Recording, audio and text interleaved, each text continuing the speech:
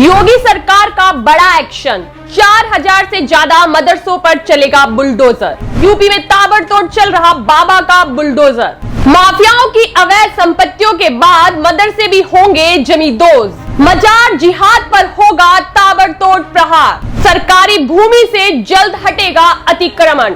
बाबा योगी आदित्यनाथ ने दिए अधिकारियों को सख्त निर्देश। नमस्कार, खबर इंडिया में आप सभी का स्वागत है। मैं आपके साथ अदिति शर्मा। साल 2017 में योगी आदित्यनाथ ने जब से शपथ ली है, तब से माफियाओं अपराधियों की तो शामत आ गई है। अब बाबा का बुलडोजर मदरसों पर गरज रहा है। यूपी में बाबा के बुलडोजर से भू माफियाओं को डर लगने लगा है, क्योंकि जब तक बाबा का बुलडोजर अवैध संपत्तियों को तोड़ेगा नहीं, तब तक छोड़ेगा नहीं। यूपी में विदेशी फंडिंग से चलने वाले मदरसों पर योगी सरकार जल्द शिकंजा कसने जा रही है। मदरसों में बोर्ड परीक्षाएं समाप्त हो गई हैं। इसके बाद इन मदरसों के ऊपर कार्रवाई करने की तैयारी की जा सकती है।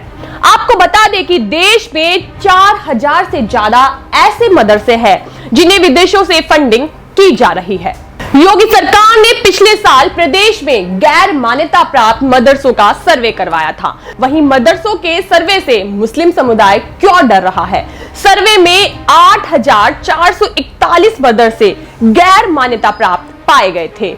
सर्वे के दौरान पता चला कि ज्यादातर मदरसे विदेशी फंडिंग से संचालित हो रहे हैं। जांच में 4000 से ज्यादा मदरसों में विदेशी फंडिंग होने के अहम सबूत भी मिले थे। बताया जा रहा है कि मदरसा संचालकों ने मुंबई, चेन्नई, कोलकाता, दिल्ली, हैदराबाद सहित अन्य शहरों से फंड मिलने की बात कही है। हालांकि हकीकत में इन शहरों में विदेशों के जरिए पैसे आने की बात का खुलासा हुआ है। योगी सरकार द्वारा करवाए गए सर्वे में 8441 मदरसे अवैध रूप से संचालित पाए गए। ये मदरसे बिना मान्यता के चल रहे थे। ऐसे मदरसे सबसे ज्यादा यूपी नेपाल बॉर्डर के करीब पाए गए। इनमें सिद्धार्थ नगर में 500 से अधिक ऐसे मदरसे पाए गए हैं।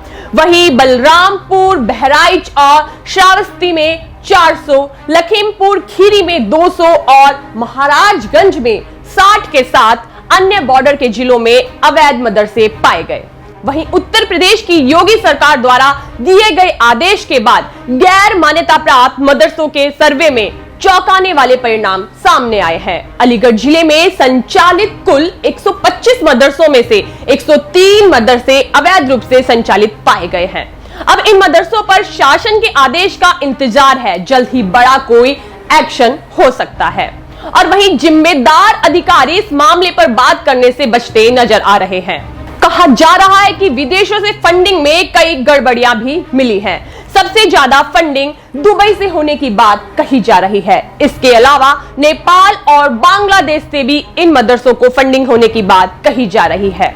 उत्तर प्रदेश में योगी सरकार ने भू माफियाओं पर शिकंजा कसा। यूपी में भू माफियाओं पर हो रही ताबड़तोड़ कार्रवाई से भू माफियाओं की प्रशासन ने नींद उड़ा रखी है।